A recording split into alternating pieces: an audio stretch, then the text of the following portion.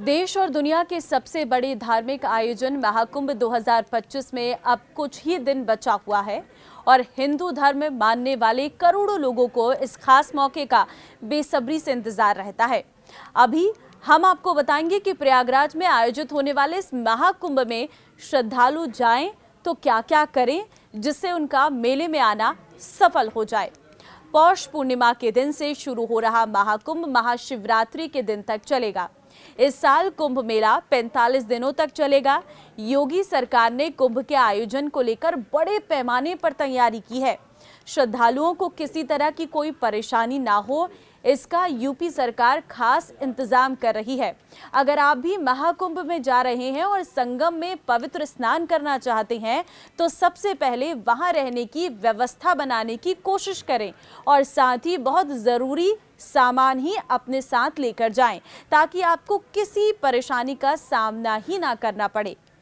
जब आप महाकुंभ मेले में प्रयागराज पहुंचे तो सबसे पहले त्रिवेणी संगम पर जाएं, यहां पर दर्शन करें। स्नान करने का बहुत महत्व है।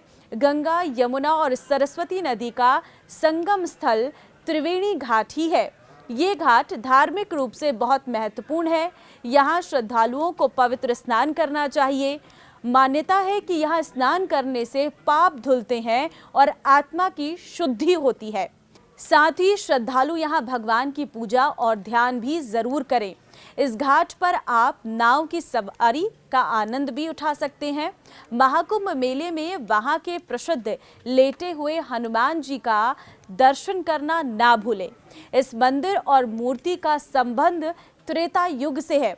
मान्यता है कि जब हनुमान जी अपने गुरु सूर्यदेव से शिक्षा दीक्षा पूरी करके सूर्यदेव के कहने पर अयोध्या जा रहे थे, तभी रास्ते में गंगा तट पर रात हो गई और उन्हें वहीं सोना पड़ गया। हनुमान जी गंगा को लांघने नहीं सकते थे, इसलिए वो वहीं रात्रि विश्राम किए और अगले दिन वहां से रवाना हुए। कुछ ही दिन पहले सीएम योगी आदित्यनाथ ने इस मंदिर में पूजा अर्चना की थी। इसके अलावा महाकुंभ मेले के दौरान संगम तट पर गंगा आरती में जरूर शामिल होना चाहिए।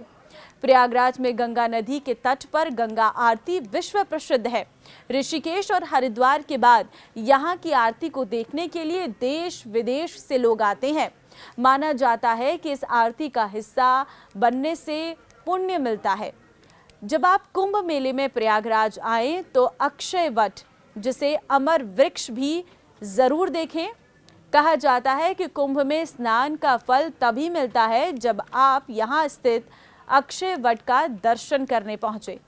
संगम तट पर ही एक प्राचीन किला है जहां अक्षय वट स्थित है। अक्षय वट का जिक्र पुराणों में भी किया गया है। ये वृक्ष सृष्टि के विकास और प्रलय का साक्षी रहा है। अक्षय का मतलब होता है जिसका कभी क्षय न हो, जिसे नष्ट न किया जा सके, इसलिए इस वृक्ष को अक्षय वृक्ष कहा जाता है। और प्रधानमंत्री नरेंद्र मोदी भी यहाँ दर्शन कर चुके हैं। इस वृक्ष के बारे में मान्यता है कि इसे माता सीता ने आशीर्वाद दिया था कि प्रलय काल में जब धरती जलमग्न हो जाएगी, सब कुछ नष्ट हो जाएगा, तब भी वो हरा भरा रहेगा।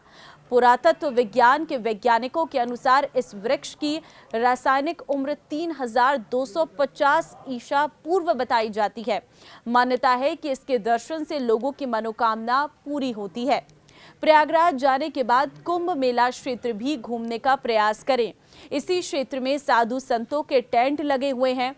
यहीं 13 अखाड़ों के कैंप में भी आप घूम सकते हैं। इनमें जूना अखाड़ा सबसे खास है, जिसमें लाखों की संख्या में साधु संत हैं।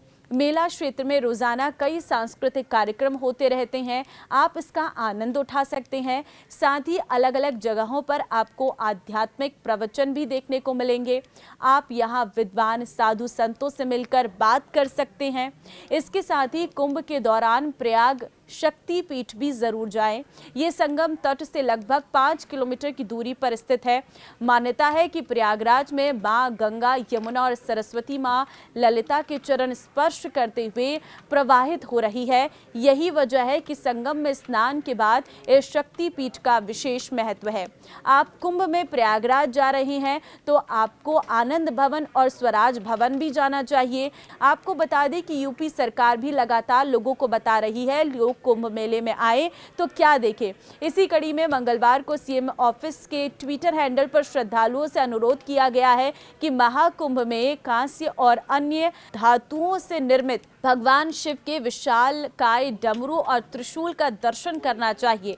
पोस्ट में लिखा गया है कि झूंसी में स्थापित भगवान शिव का विशालकाय डमरू और त्रिशूल आकर्षण का केंद्र बन रहे हैं। श्रद्धालु महाकुंभ आए और इसका दर्शन जरूर करें। महाकुंभ के दौरान शाही स्नान का भी बहुत धार्मिक महत्व है।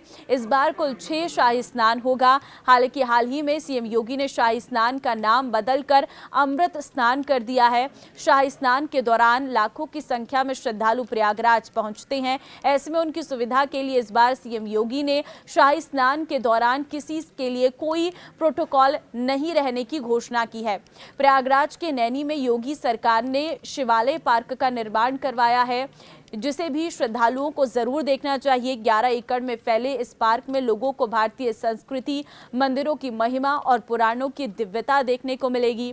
इस पार्क को भारत के मानचित्र के आकार में डिजाइन किया गया है।